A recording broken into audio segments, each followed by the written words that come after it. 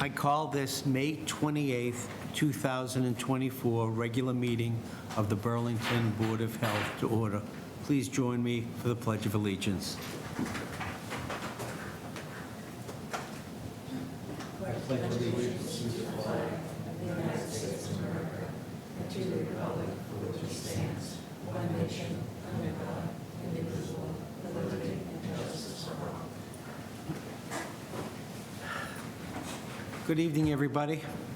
I'm Dr. Ed Weiner, Chairman, and with me tonight are Board of Health members. First, Vice Chair Gail Demore,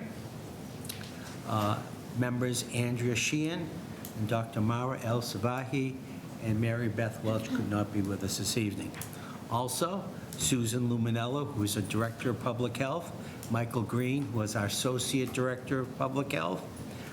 Our environmental engineer is Christine Mathis, and Marlene Johnson is our health agent. I also want to recognize our recording secretary for the evening, Ms. Julie Falking. Please note we are live on and will be taped by BCAT and available for appropriate comments and questions to this video technology. And as always, thank you for BCAT for what you do for this community, keeping us all aware and so well informed. Our first order of business is the approval of minutes May 1st, 2024, which was a special meeting.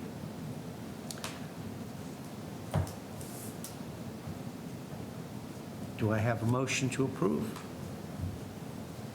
I'll make a motion. I have a motion by Vice Chair Gail Demore, second by? Second. Second by Andrea Sheehan. All in favor? Aye. Aye. Opposed? Abstentions? 1. You weren't there. Oh, yes, right, that was before. So it's 3-0-1. Next order of business is citizens' time. Is there anybody here who is not on the agenda who would like to speak to this board? There's nobody here. Ms. Luminello, is there anybody online? No. There's nobody online who wants to ask a question, so we'll move on to Chairman's report.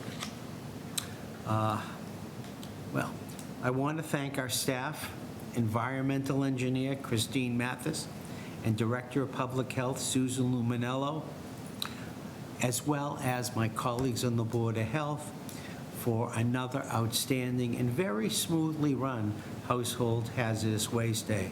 I've received a number of comments and calls thanking us for this event. It really went well. I want to remind the community that the Board of Health regular summer meeting schedule begins next month with one meeting in June, July, and August. Each month has one meeting. Please note that if necessary, subcommittee and special meetings can always be scheduled and take place if necessary. And the Board of Health office is open and our staff are always available. As our Board of Health members, you can always call upon us. Our full contact information is on the town clerk website. Feel free to call either the office, our professionals, or any of us. So have a good summer. And most important, the goal of the Board of Health, or one of the goals of the Board of Health, is to promote health, the environment, and improve the lives of people within our town. So thank you all for this evening. Do any of my colleagues have anything you want to add this evening? If not, we can move on to applications for minor engineering change 101 Middlesex Turnpike, Brixmore Property Group. Are you alone this evening? I'm alone in person, but I think we have this one. Online? Where should I sit under this new? I think right there, Mark. Yeah, okay, sure. Mark, yeah. This is new to us, too. Yeah, no, it's great. Very clear photo screens and everything, but good evening. For the record, Attorney Mark Vaughn with Reamer and Bronstein representing the applicant here tonight, Brixmore Property Group, in connection with the application that's been submitted to the planning board, which I know is certainly something that the board is familiar with from prior discussions we've all had. So as I think that when we last left the matter with the board, so there's been a minor engineering change application that's been filed with the planning board, actually two separate applications, one of which the board already commented on that's been before the planning board. But this pertains to the parking lot that we've obviously had some historic flooding issues taking place there. So Brixmor has taken it upon themselves to come up with a solution that would address that flooding issue that's taken place over the past several years. As I think that may have been described previously, basically what they're looking to do is raise the parking lot up, the portion of the parking lot that has been subject to that pronounced flooding, and they would be doing some compensatory flood storage around the basin area, not touching the basin, but around that basin area. So it's been a little bit staggered in terms of us ultimately getting the approval from the Conservation Commission, which took place at their meeting last week. Initially, I think the applicant was hopeful that they wouldn't need to do 100% compensatory flood storage, perhaps 95% might be close enough, but after discussions with the Conservation Commission and DEP, it was felt that having full 100% compensatory flood storage would be the proper way to proceed. It resulted in a net loss of 4 parking spaces from that particular parking area, which, you know, I think that the applicant can live with. Not ideal, obviously, but anytime you lose parking, right, in a retail center. But I know based on their analysis of the overall site and the mix of tenants that they envision, they're comfortable that would work. So, again, the Conservation Commission did issue or vote favorably on the order of conditions at their meeting last week. My understanding was that that was something that the Board of Health wanted to see happen before we were back before you, just so they could finish their process. And we are back before the Planning Board at their meeting next Thursday night, June 6th, to follow up with them. So certainly be happy to answer any questions or address any comments you may have. I see that Mark Newman, who is with Brixmor, I think you're familiar with Mark from past discussions, is joining, and I think our engineer as well may be on, who is Caroline Armstrong with Kimley Horn. But so, As you remember, we would not address this until the Conservation Commission voted favorably on your, and I did speak to the chairman of the Conservation Commission, and Thursday evening, they did vote in the affirmative to approve your plan. And with that, I'll ask our environmental engineer to make any comments. Do you have anything to add? Is Caroline on, do you know? Did she want to present I don't see her on. I think it's just Mark that's on right now. Does Mr. Newman want to speak at all before we? You know, I would, thank you. I would like to speak, but when it comes to the technical aspects of the plan, I think our engineers in the best position to present it, and they should be on, so they might just be late, or they might be having a problem getting on, but I'm happy to walk you through it. I pulled it up if you want me to share my screen with you. Sure. I think Mark has been through it enough probably that. Ms. Mathis, would that be? Well, I have, but I'm a lay person. I'm not an engineer, but let me share my screen.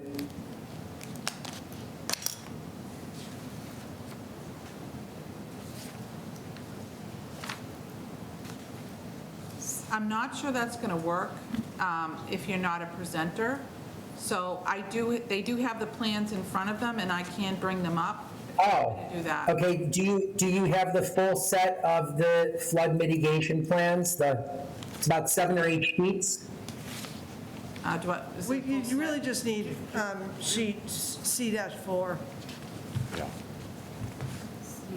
C-4, okay. Yeah. Right, so I mean, this basically, the general scope of it is that the parking lot area that you see in gray, the plan here is to lift that up about 1.5 feet to get above what is to get up high enough so that water is going to drain downhill into the existing stormwater detention basins, which then feed into Vine Brook waterway.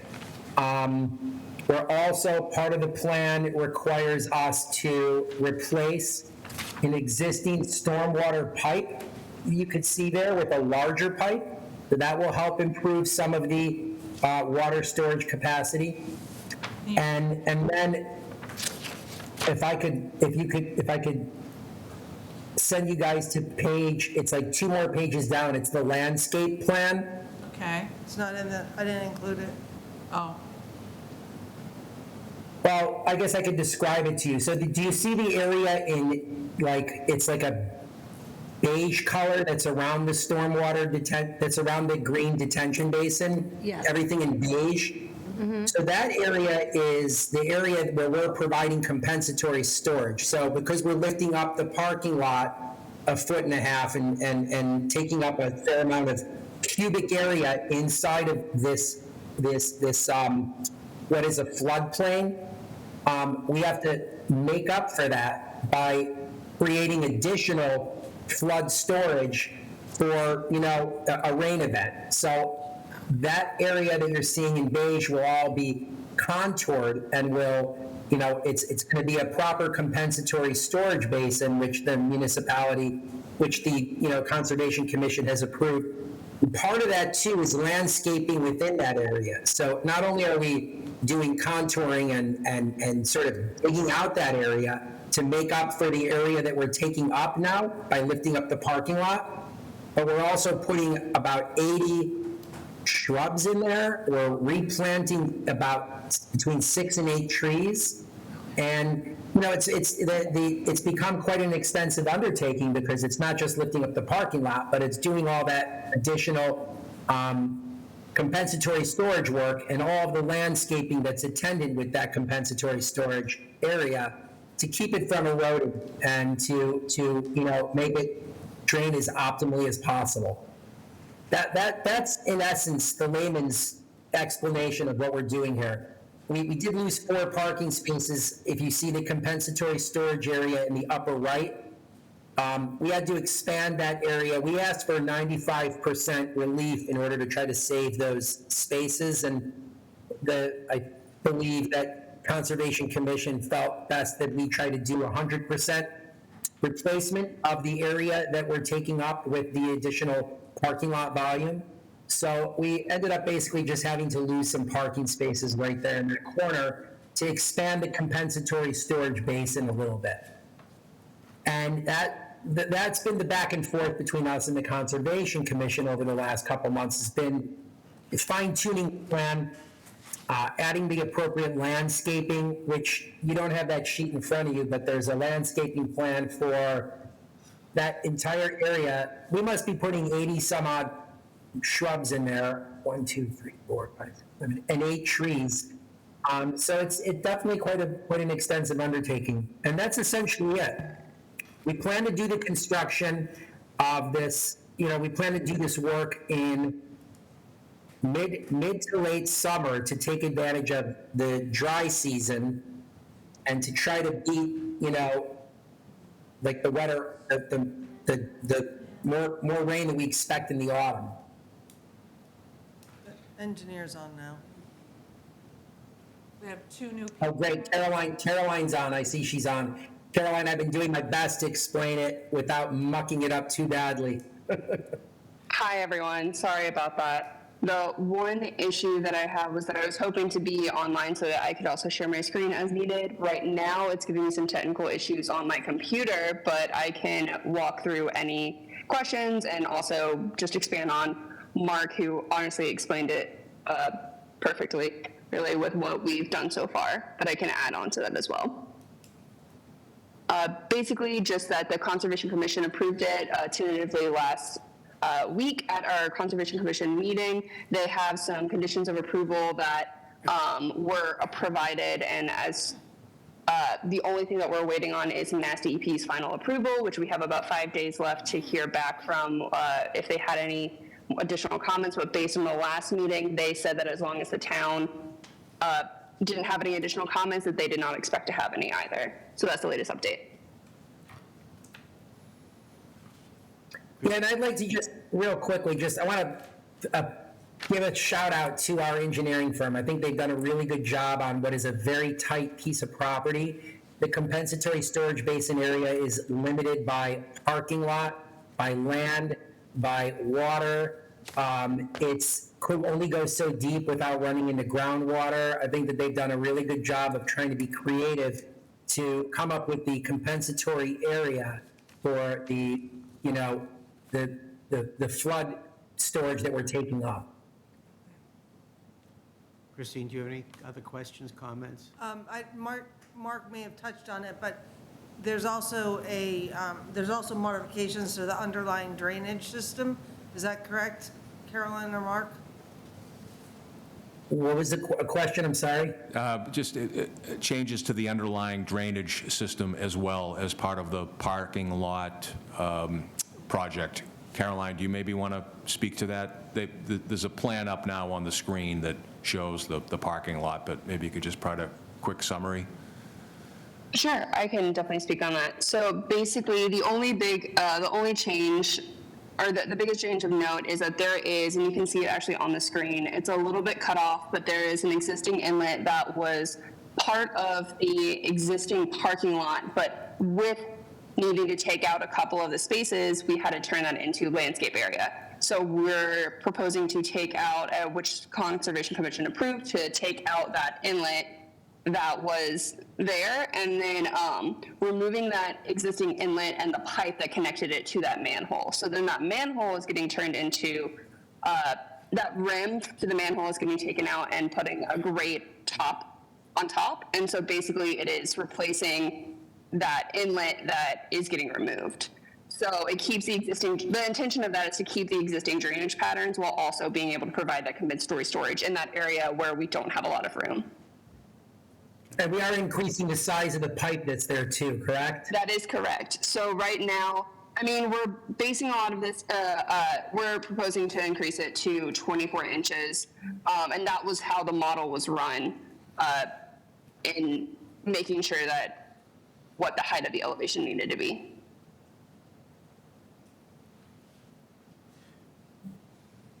Does anybody have any questions? I do. First, there are 6 conditions. Have you seen those 6 conditions? Any objections to those 6 conditions? I don't think that did we see them? I emailed them to you with the appearance letter. Oh, We have 6 conditions. Okay. If necessary, I can read them, or you can I read can them. read them. But that's the first, we'll hold off on that. Okay. But having visited the site over the last many years, I've noticed that there was bubbling up from the catch basin. Will this plan stop that bubbling up from the catch basin into the parking lot? Yes, so I can speak on that. That is part of the reason too that we're proposing to remove that inlet. That is actually the inlet that is currently bubbling up. And then it just also worked out that that was in the area where we needed the additional compensatory storage. But ultimately, the main thing that is intended to not have that happen anymore is raising it up. So once the elevation is higher, the basic rule of water is it flows downhill. Once you raise the elevation, it has to keep going in the other direction. The second question is, I have been, and the board has been very consistent about the fact that we just want to ensure that there will be no more pooling of large amounts of water, especially during the winter when it turns to ice. So we're worried about the safety. So I just want you to confirm that you believe that the safety factor will not be an issue anymore. So on that note, the intention is actually based off of the Conservation Commission. Their request was that this be done as soon as possible, but it needs to be done during the driest part of the season. So the proposal is like around August. They're still figuring out the exact time, but their proposal is to make this happen as soon as possible. And then, Mark, you can correct me, but Brixmore's position is also to make this happen as soon as possible too, which will be before winter. Yeah, and I think if I could, Mr. Chairman, the question, Caroline, that I think I know the answer to, but if I understood your question correctly, is that once this is done, will it result in that area not flooding so that if it freezes over in the winter and creates a safety issue, that would no longer be of concern? My understanding is that the design that's been come up with, that the engineers come up with, is to address it, raise it up high enough that the area would not be flooding in the future. Thank you. So, is that correct? Correct. Okay. Sorry about that. Yes, exactly. My intention is just that once this solution is implemented, then that will no longer happen. And because the Conservation Commission is encouraging this to happen in August or as soon as possible, depending on the rain, that means that by winter, there shouldn't be any issues of that too. And then in the solution, that is the intention too, that the flooding is mitigated, and with that, there is less water or no water at all. Yes, no water at all. Thank you. The 6 conditions. I can read them for you. Yeah, I'm sorry, but yeah, no issues from our end. I think they're pretty standard conditions, yeah. You want me to just cover, Sure. number 1, Okay. probably, fill material may not be brought on site without prior approval from the Board of Health. The Board of Health will require that fill material be free of asphalt and debris, and that documentation indicating the source of the fill material be provided. Prior to approval, the Board of Health may request soil sampling and analyses to be conducted and/or documentation from an LSP that soil has been managed and characterized according to the DEP similar soils policy. And then the next one is, any reportable quantities under the MCP have to be reported to the Board of Health in the same time frame. Any underground storage tanks encountered during site work Board of Health has to be notified. Any septic systems, Board of Health has identified, or components, Board of Health must be notified. During demolition and construction work, dust, odor, and noise control plans should be in place. And following approval of Board of Health recommendations, any changes in the site plan require you to be submitted to environmental engineer or other Board of Health representative to determine whether or not another appearance before the board is necessary. They're pretty boilerplate. Yes. So with that, any other questions, discussion? If not, I'd like a motion to approve the application for a minor engineering change, 101 Middlesex Turnpike, Brixmore Property Group. Motion to, I have a motion from Andrea, second by motion to. Dr. El Sabahi. All in favor? Aye. 4-0-0. It's been a long road. Yes, thank you all very much. I appreciate so much. your patience and working with us. And I know Member McSweeney isn't here tonight, but hopefully he'll be pleased with the result as well. He may be watching. He's Yeah, certainly watching. if not, I'm sure I'll hear from him. So, Be well, have a good summer, Mr. all right, you too. Thank you. Thank you, Thanks. everybody. Thank you, everybody. Thank you, everyone. Okay, now, the important part of the meeting. We have 3 chicken permits. The keeping of animals, first 12 Barbara Circle. Who, would please come forward. Is there something for him to sign in? Do we have a, please print your name so we can. And your name, please? Mark Benoit, Mark what? Benoit, B-E-N-O-I-T.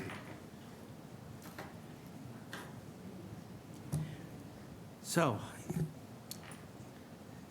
how many chickens are you going to have?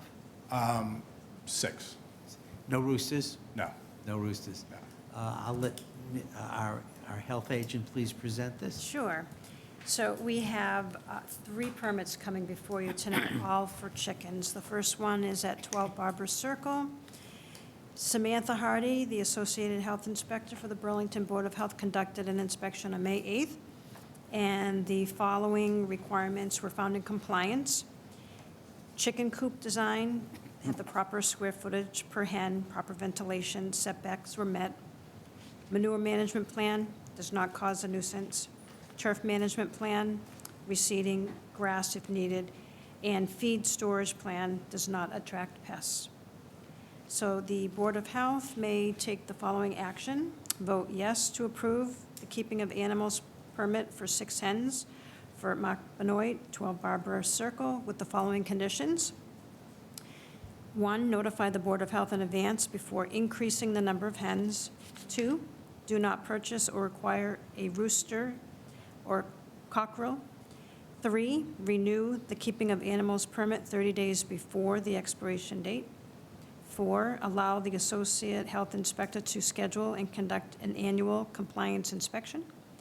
5, this permit is approved for the applicant noted above and is non-transferable. And 6, violations of this permit may be subject to penalties as noted under Section 9 of the Burlington Board of Health Minimum Standards for the Keeping of Animals Regulation. Or the board may vote not to approve the keeping of animals permit. Have we heard from any abutters? No. No nobody. abutters, okay. How does any questions for the proponent? We don't gonna go afoul here. Try. Do I have a motion, please? Motion to approve. I have a motion to approve,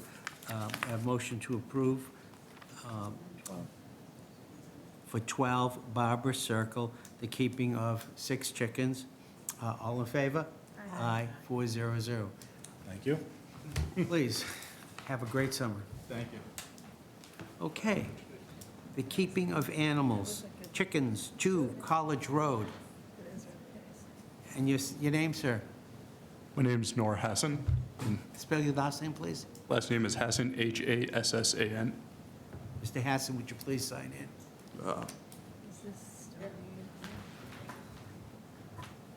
Thank you. I think my pen fell in the car. We laid an egg here, it's okay. So, how many chickens are you gonna have? I'm planning for 6 hens. 6 hens? Yep. I'll leave it to I'll leave it to our health agent. Ms. Johnson, please. Sure. So Samantha Hardy conducted an inspection on May 9th, and she found that the chicken coop design, the manure management plan, the turf management plan, and the feed storage plan were in compliance. And again, the board may vote yes to approve the keeping of animals permit for 6 hens with the following 6 conditions. I won't read them again. Or the board may vote no and not approve the keeping of animals permit. Are there any questions for Mr. Hassan? Mr. Chairman, we do have, just so you're aware, one person online. I don't know if they're here for the chicken. Isn't it butter? Are they in the butter? butter? I don't know. If they want to speak, they can speak, but maybe they're not here for that at all. Maybe they're just...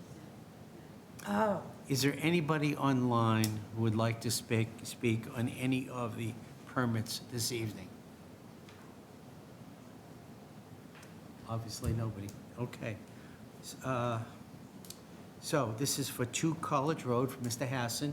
If there are no questions, and no abutters have come forward. come forward, then do I have a motion? I'll make a motion. I have a motion by Vice Chair Demore, second by Mara El Sabahi. All in favor? Aye. 400. Congratulations. Have a great summer. Thank you very much, and thank you, Marlene, for all your You're help through the process. Appreciate it.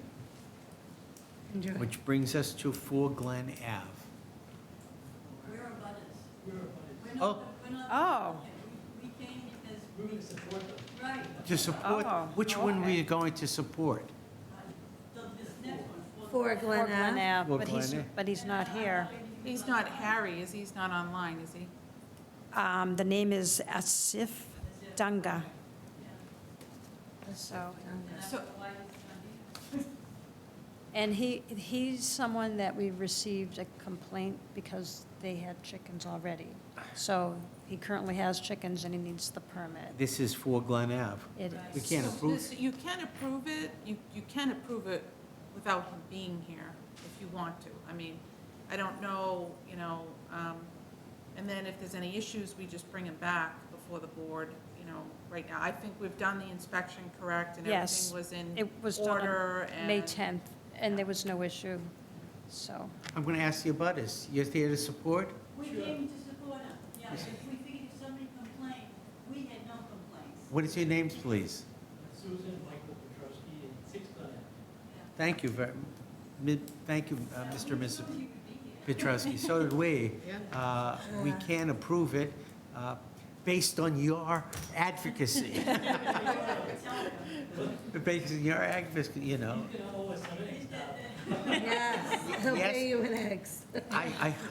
And this, is this Mr. Dunga who is coming forward? He's the neighbor. He's the neighbor. He's a neighbor, and the Petrowskis now tell us that you owe them eggs. Great sense of humor.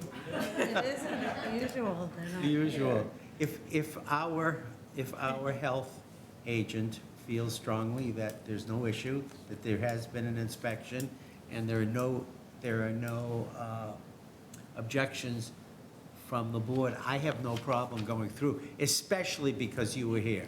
Especially, so I'll look for a motion to approve. Hold on a However, minute, I want to ask Molly a question. I didn't mean to oh, and just one point, but if he shows up later this evening, we reserve the right to ask him a couple questions if we want to. I think that's fair. I'm sorry. Did you have No, questions? I just wanted to, because he isn't here, and because this was in place prior to approval and permit requesting, what are we going to do proactively to ensure that these conditions are met? That's a good question. Well, the inspection was done recently on May 10th, and the conditions were met, and then there's an annual inspection that is conducted. So, again, we know that there's a permit process, it wasn't followed. Is there any way that you can move that annual inspection up to 6 months? Just to say, he potentially could increase the hen quantity, and it says he needs to tell you, but Yeah, the inspection is within 6 months. It's this fall. The inspections are this fall, so it will be within 6 months. Anyway, So we could put that in the motion. I if would you like feel- that, yeah, I think that would be a fair. I think that's fair, because I Yeah, think yeah. it's strange he's not here. Yeah. do But also hearing that he already had them before he permitted. yeah. yeah. Some And she people did- just don't know that it's required either. We try to get the word out. Yeah. That you need a permit from the Board of Constantly, Health, but yeah. not everybody, Yeah. knows that. Not everyone knows.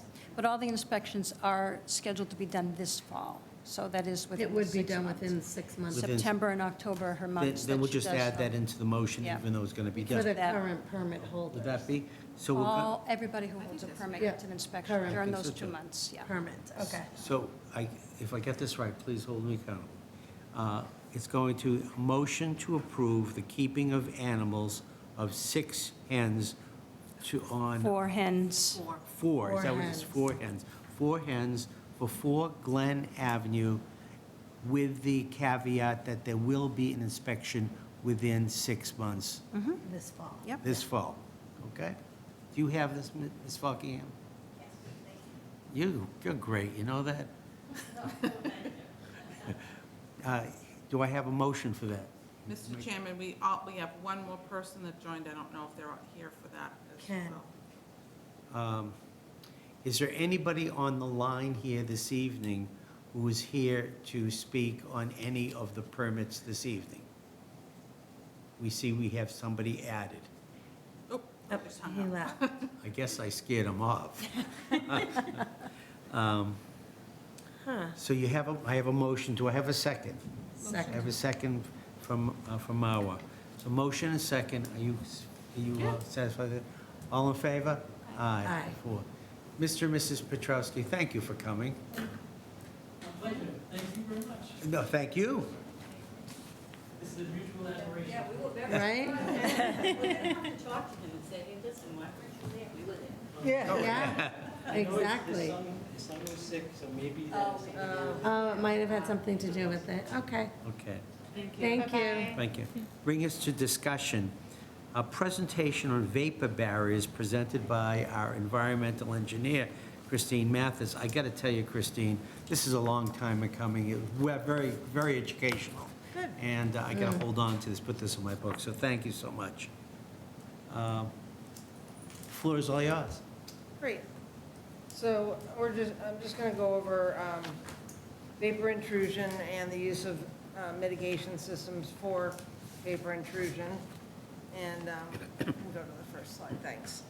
So what is vapor intrusion? It's when you have high levels of volatile organic compounds in the soil or groundwater, and those volatilize into the air within a building. So the building inhabitants can then be exposed to the VOC contaminants by inhalation in their, just in their regular breathing space.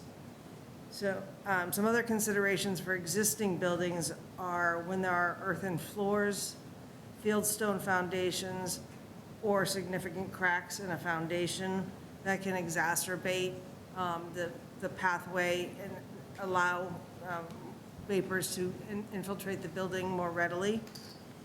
Another consideration is when you have what's termed a preferential pathway, and that might be a utility line, your water or sewer line coming in or out of the building, or a sump, for example, that can also help vapors get into the indoor breathing space in a building. So if we can go to the next. So a couple of key things to keep in mind when we're thinking about where you would and would not run into VOCs, because again, VOCs are just an issue when you have a volatile compound. If it's not going to become airborne, it's not going to be an issue in terms of vapor intrusion, because it doesn't become a vapor. So some examples would be at a former gasoline station, where you would have the components of gasoline, which are very volatile. I mean, you can smell it every time you pump your gas, right? Dry cleaning facilities, we just had one recently that we did a lot of research on, and our consultants did a lot of research on. And that type of solvent that's used in dry cleaning, which is called perchloroethylene, that's readily volatile and can contaminate indoor air. You might have it at a lot of different types of industrial facilities. And what we find at many of these is a compound called trichloroethylene, and that may be because that compound was used in its original state as TCE, or because TCE is a breakdown product of PCE, dry cleaning solvent. So you may find it either in its original state of use or as a breakdown product. Then you can also have all kinds of other, volatile things. Think, solvents. There's many other solvents other than PCE and TCE. Fuels, other than gasoline, can have some volatile components to them. And a good example would be aviation fuel that has almost identical to gasoline. And then coatings, paints, stains, shellacs, all those things that have volatile components to them. Yep. Would dioxane be an issue? No, Because it dioxine's doesn't- not It's volatile. Not volatile. Thank you. Correct. So one other thing to keep in mind when we're talking about vapor intrusion is that you're not going to find it at sites that don't have volatile contaminants. So sites that are contaminated with metals or heavier fuels like diesel fuel and home heating oil. For the most part, their components, they're all these different hydrocarbons that make up the different fuels, and all of the light stuff, all the volatile stuff winds up in gasoline and aviation fuel. It's designed that way. And the heavier stuff ends up in your diesels and your home heating oils and like a bunker fuel or something like that. And also as a class, PFAS aren't terribly volatile. There's a small subset of the thousands of PFAS that are volatile, but they're rarely encountered. So we just key in on the volatile piece of it. So here's some of the pathways where you can find the vapor intrusion, and consider things like underground storage tanks, above-ground storage tanks, contaminated soil or groundwater.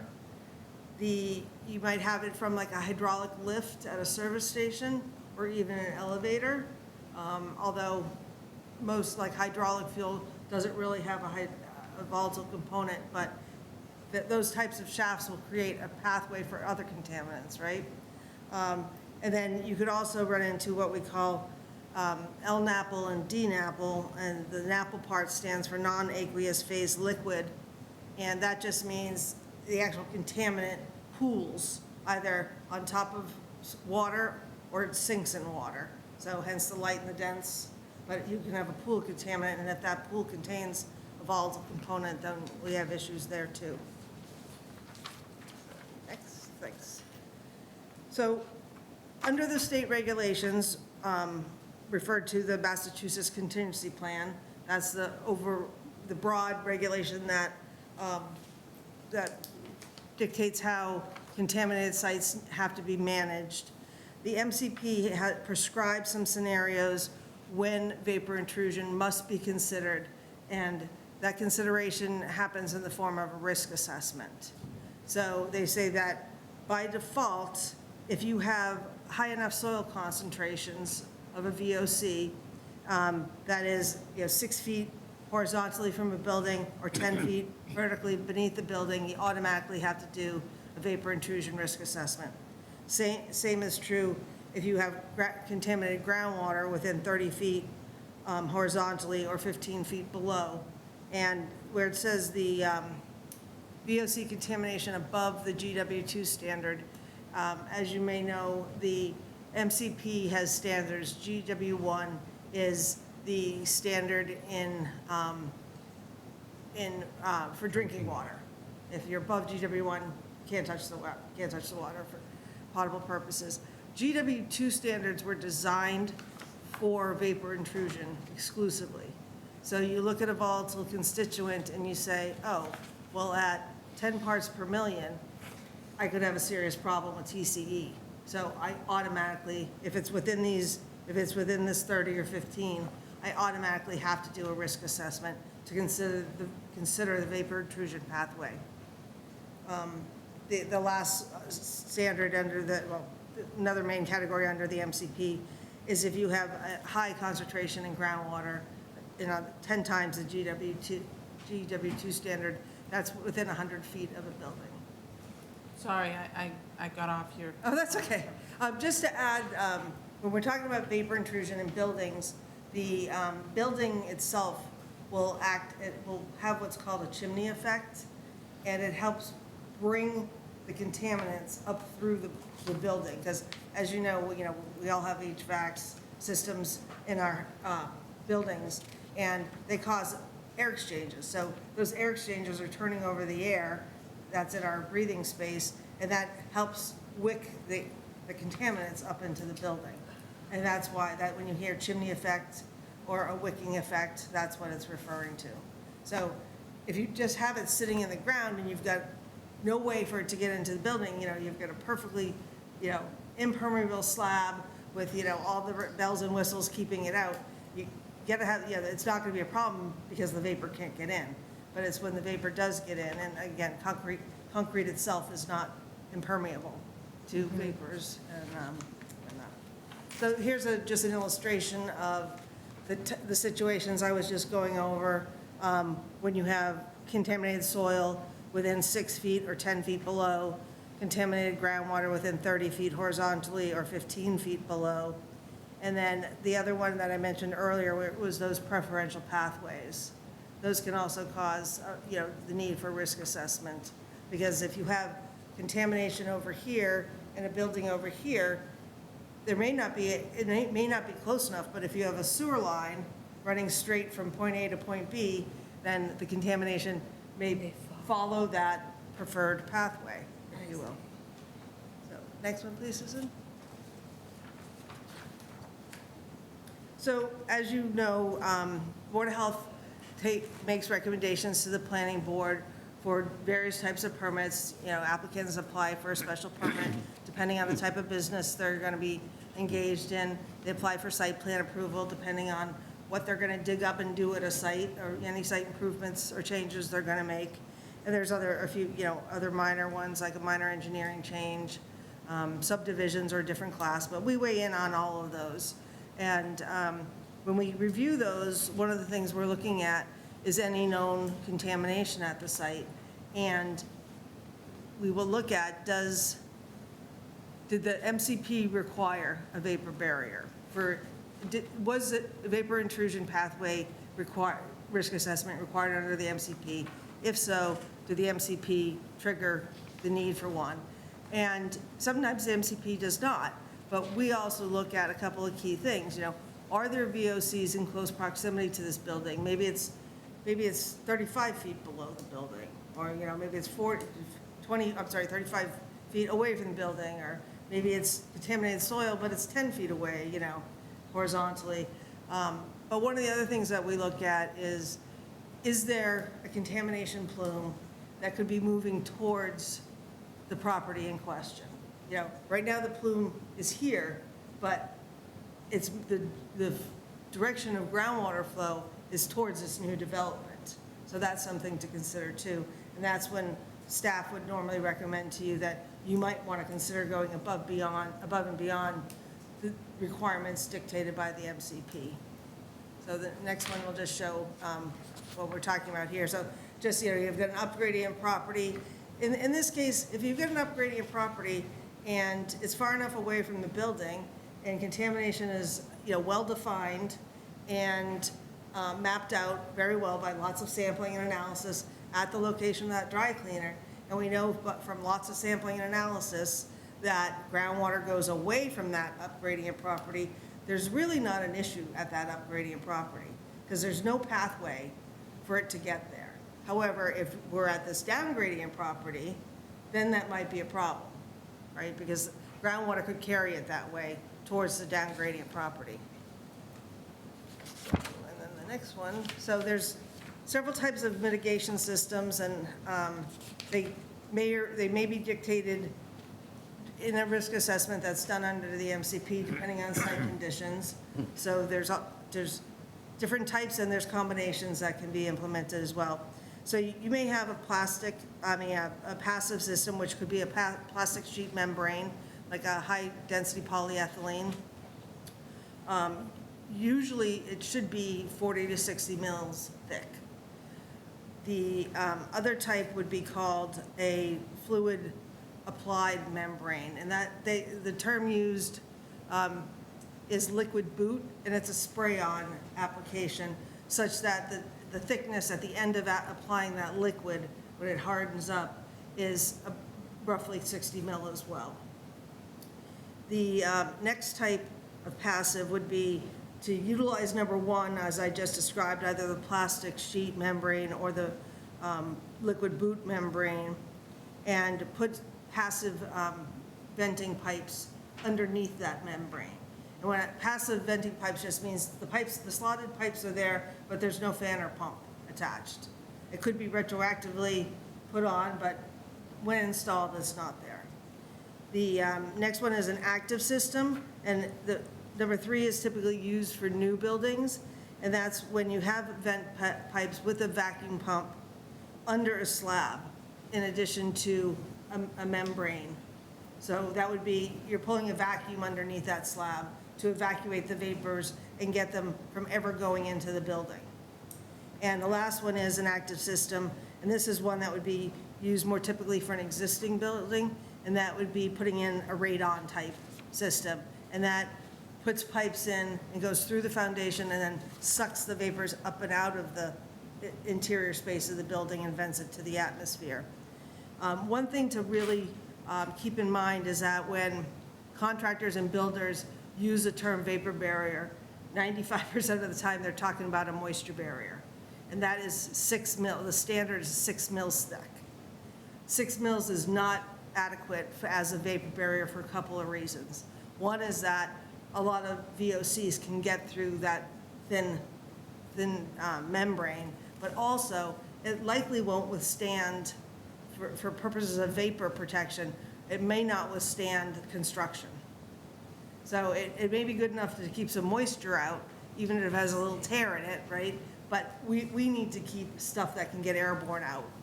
And that's why you need to look at something thicker, like the 40 to 60 mil membranes. And then the last slide is just a depiction of what we're talking about with a passive system here. So you've got the membrane, and when we're talking about the membranes, just the membranes, they have to tie into the foundation. They can't just be, you can't just like dig the foundation and lay some plastic down. You have to tie it in somewhere, right? And then you're not gonna get a piece of HDEP liner 40 to 60 mils thick that is the exact size of a foundation or could be cut to the size of the foundation because they're just not manufactured that wide. They're not manufactured 40 or 40 feet wide. So they have to be pieced together and they have to be, I'll call it welded, basically melted together so that there's basically a hard seam, if you will. So, and then you would have just where it's pinned to the foundation, and then you'd have your concrete on top of that. So, any questions? Questions? So I'm just curious, like, any one of these systems, passive systems or active, could be part of a building plan when people come in front of us, correct? And so when we say we'd like a more secure barrier, are we really asking the world of these people? Or are we, I mean, I know it's all for the benefit and the safety of the people, but like, does it go up significantly in cost? Because I'm thinking, that extra step of precaution is worth its weight in gold.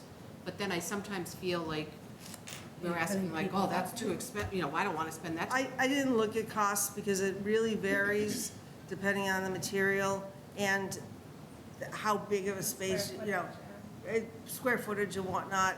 But, a liquid boot is significantly more expensive than a plastic membrane, probably like 3 times the price. So, but go ahead, Susan, you want to add something? Yeah, I just wanted to say that, that's why we want to make sure that we have a justification putting it in. Not that cost should matter because we're protecting public health. Right. So we're not looking at cost, but we do need to have a justification for asking somebody to do this, right? And so, Right. yeah. So So that diagram of this diagram that Christine showed of the buildings and the down gradient, like that would be one justification that we use. And the other justification that we would use would be, it's so many feet from a known contamination, and studies have been done, so. Or we could say that although the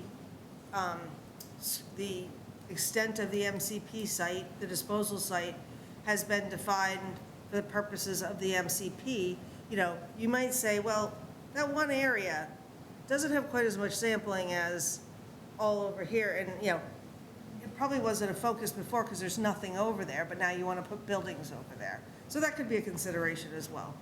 But More testing. Yeah, you could always do additional testing. we could require additional testing, or, we could do, in other cases, what the board has done is say, install a passive system that can be retrofitted to be active, which is like, if you go back to that, the summary slide on that, in some cases, it's literally just, you put the pipes in and you put the membrane down, and then after the fact, you can hook up the fans or pumps. Right. And you could do not necessarily like environmental testing in terms of soil or groundwater, but you could condition it that they had to do indoor air quality testing after construction.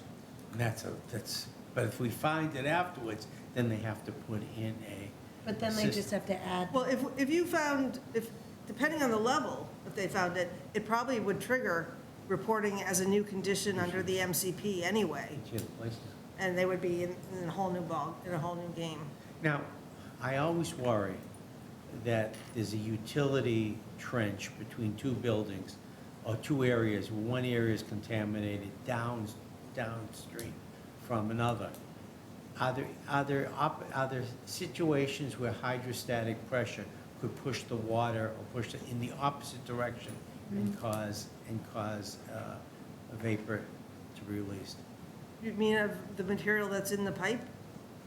Well, no, in the trench. Could it be pushed in the I mean, I think opposite he's what- direction? talking about like maybe. In you have hydrostatic, there are heat well situations situation. when water can flow uphill Because of the pressure. because of the Right, so, hydrostatic so pressure you're talking about pressure from the ground, not from Correct. the piping system itself? from the Okay. ground. And in that case, with that, we don't know if that necessarily is an issue causing causing the need for a system, the 60 mil system in an area, but doesn't necessarily look like it's going to flow in that direction, but it may. So when, under the MCP, for something to qualify as an MCP site, you know, they have to trigger certain levels, like they're above a soil standard or above a groundwater standard. And once they're regulated under the MCP, they have to define the nature and extent of the contaminant. That's one of the number one requirements. You'll never get to closure unless you've satisfactorily defined the nature and extent of the contamination. And to do that, you have to do a lot of sampling around that hot spot you found, or that one monitoring well that came up with the high numbers. And that typically can point you to places where that's not occurring. Good And it answer. wouldn't be a matter of concern. Thank you, that's a good answer. I do have a question. Yeah. So like with residential homes, like let's say lots of new homes are being built, is this standard that the site engineer or would take those samples and look for this, and would the builder think about this? I mean, No. is this kind of fairly standard, or it's not? If Like, there's, how do you find a contamination? if I there's- guess The is my- soil samples, yeah. I guess, right? You're not going to do soil samples unless you think there's Have a contaminant. reason. But that's the thing, so it's not standard, like when you're thinking of building a new home even, or like, this is not, like, it's not part of protocol that they would look, that was Yeah, it's, what I was that, wondering. yeah, it's. no, if you're not. just digging a foundation for a residential home, you know, Are not required. you're not required to do Oh, this. interesting. This is required for sites that have known Right, contamination. right.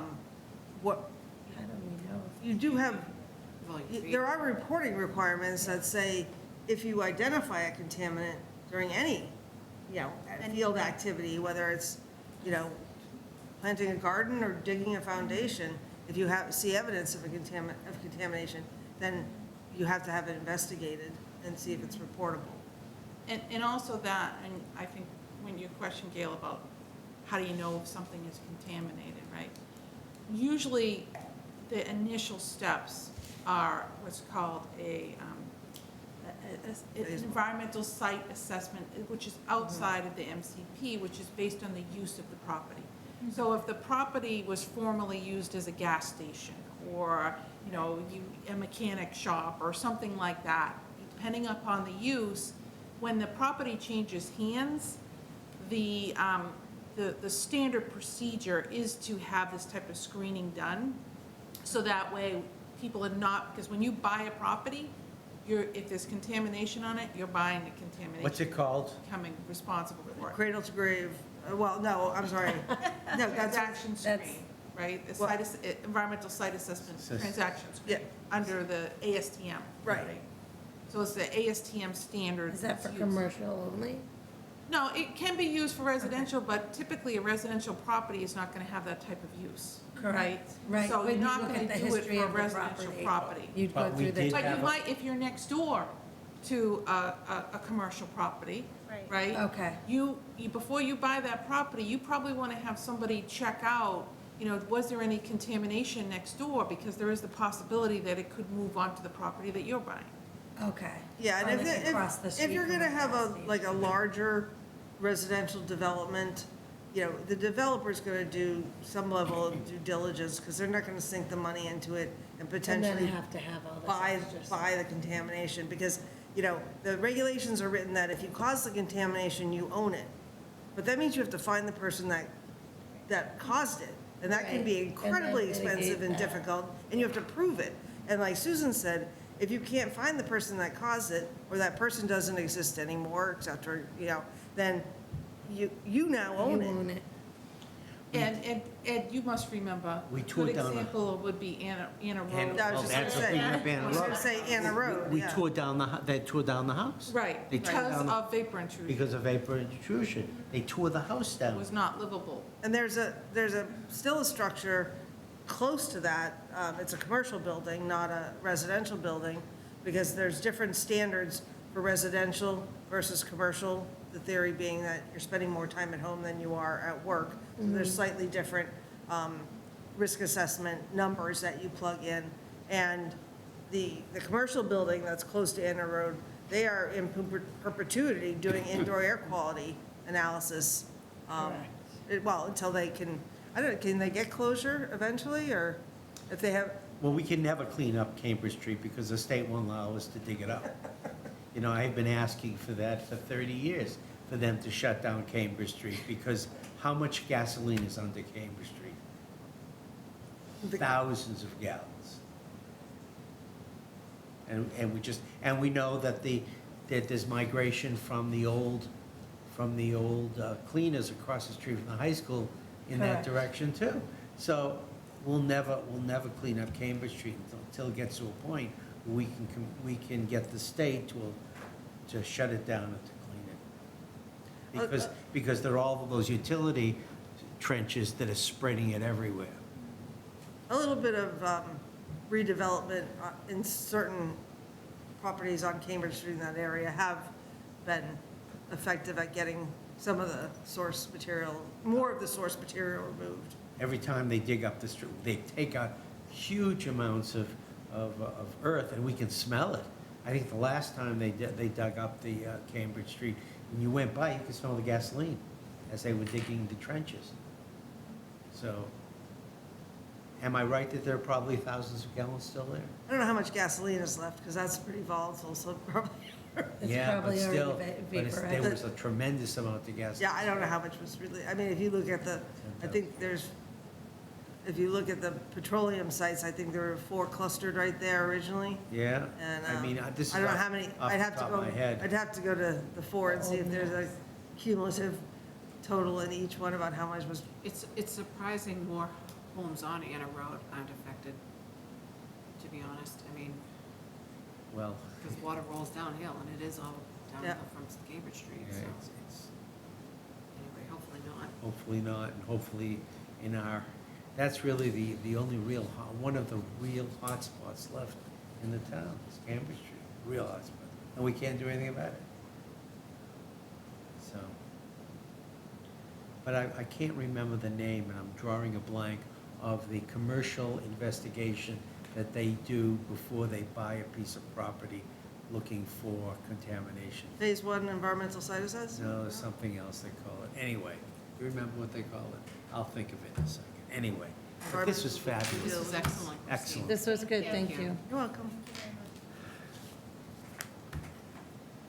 Oh, okay, well, thank you very much. Sure. Staff reports, health agent. First, Marlene, it's so nice to have you here.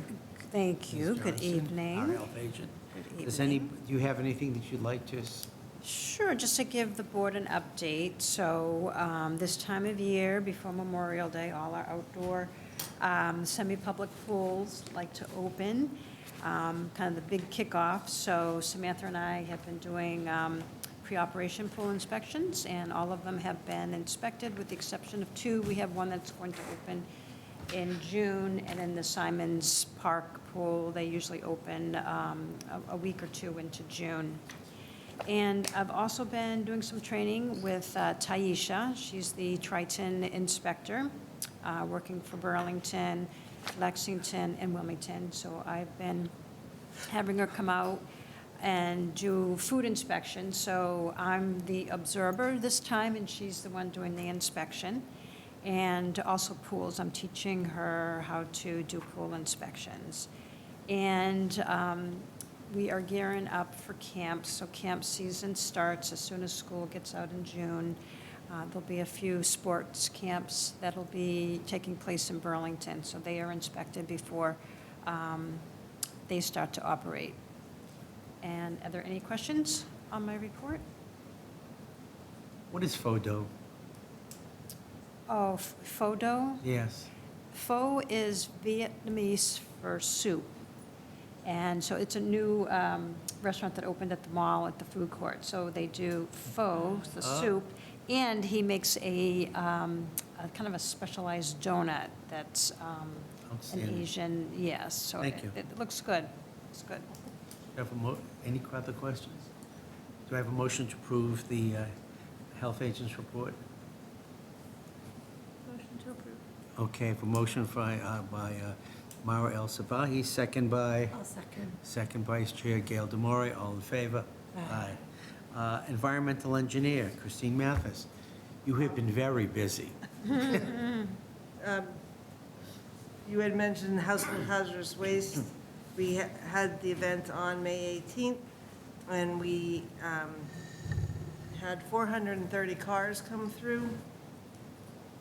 And just want to thank the chair and vice chair for helping out, and the director as well, and all of our volunteers. Did we thank you notes at DPW and I do. Interstate? Thank you. Any other questions? 41 Mall Road, Leahy Endocrinology. What is their house, their waste disposal? What kind of waste would they have? Renovation work. Thank you. Oh, Well, any other questions? If not, can I have a motion to approve the environmental engineer's report? a motion. I have a motion by our Vice Chair Gail Demare, second by? Motion to approve. Second by Mara El Sabahi. All in favor? Aye. Is everybody, okay, 400. And next is our Associate Director of Public Health, Mr. Green. Good evening, Board. It's not on my write-up, but Heidi Mover, one of the nurses for the BVRC, in conjunction with Rashad Blades, our Triton Shared Services nurse, they're actually going to be hosting Stop the Bleed class at Temple Shalom on June 10th and June 13th from 6 to 7 p.m. It's an initiative that Heidi wanted to bring forward to get some of the faith-based organizations some training, and so this is our first round. Very good. Very good. Any other questions? How is your certificate coming? Class is over. Class over. Class is over. I get my Fridays back, so Oh, wow. So you're all done? I'm all done. Congratulations. Thank you That's much. great. Any other questions? If not, can I have a motion to approve the Associate Director of Public Health report? So moved. Motion by Gail Demore, second by? I'll second it. Second by Andrea Sheehan, all in favor? Aye. And lastly, Director of Public Health, Susan Luminello, and her report is made up of the Associate Health Inspector and also the Director, her report. So we'll do the Associate Health Inspector. Are there any questions? Do you have anything to report? The Associate Health Inspector. Yeah, no. Okay. Now, your own report. Yes, so I just wanted to remind the public that next week, June 5th at 5:30, the Triton Shared Services Arrangement is hosting a screening of Below the Belt, which is a short, probably about an hour and a half film that was on PBS on endometriosis. And then following that screening, Dr. Malcolm McKenzie, who is a endometrial surgeon, is going to be there to answer any questions that people might have. So this event was done in Lexington, and they asked to bring it here to Burlington under the Triton, so it's going to be at Grandview Farm at 5:30. So if anybody wants to come, they can call our office and we'll put them on the list. We're limiting it to, we have probably about 50 people signed up now. Oh, wow. We have capacity for about 100, so we still have plenty of room for people to come. Thank you. Any questions for our Director? I do. I was just wondering about the MAVEN investigations on the Vibrio and the shigellosis. Mm-hmm. Were those like children at school? Were they just random phone calls that came in, or what does No, that they, refer so to? they come through all of the communicable diseases, which there is a list of, probably like 60 or so that are reportable, comes through Maven, which is a software program that we monitor. And every one that comes through, it is for a resident of Burlington. So we get all of the residents in our town who have contracted a communicable disease, and it's either reported by their doctor or it's reported by the laboratory who has done the testing.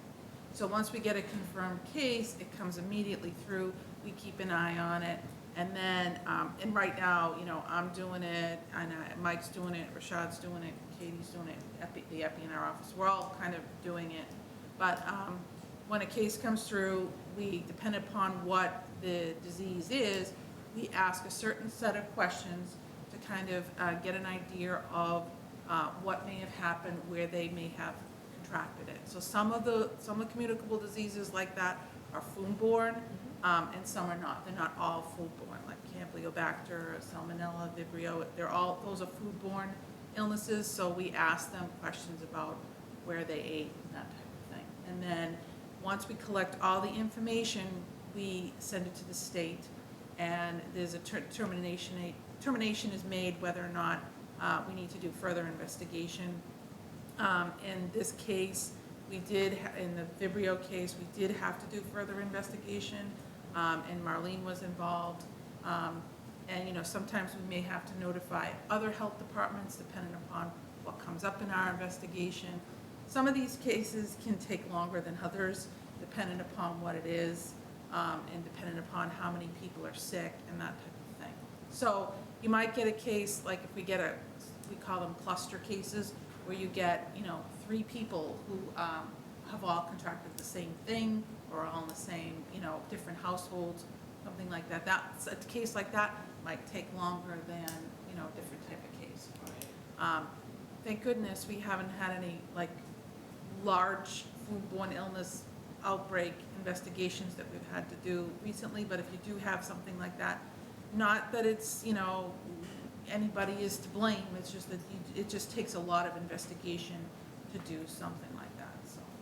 Yeah, that's what those are. No, And that's typically what our interesting. nurse does, so and our nurse is starting this Thursday, a new nurse, and that's a lot of her job would be to do that. Right now, we're all covering kind of for Maven, but the nurse does a lot of the all of the communicable disease investigation, and then determines whether or not, you know, to bring in the health agent or, you know, a health agent in another town.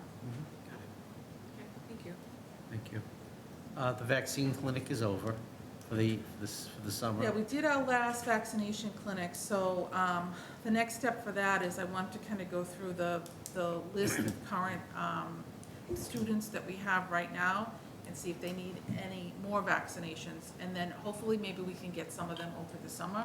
So that's the next step, because the school nurse is not working over the summer, so we kind of want to make sure if we can catch some of them before school starts, then it'll be less when school starts. Yeah, the chairman of the school committee has sent her thanks again to the Board of Health for everything we did in making sure that it all worked out well this year.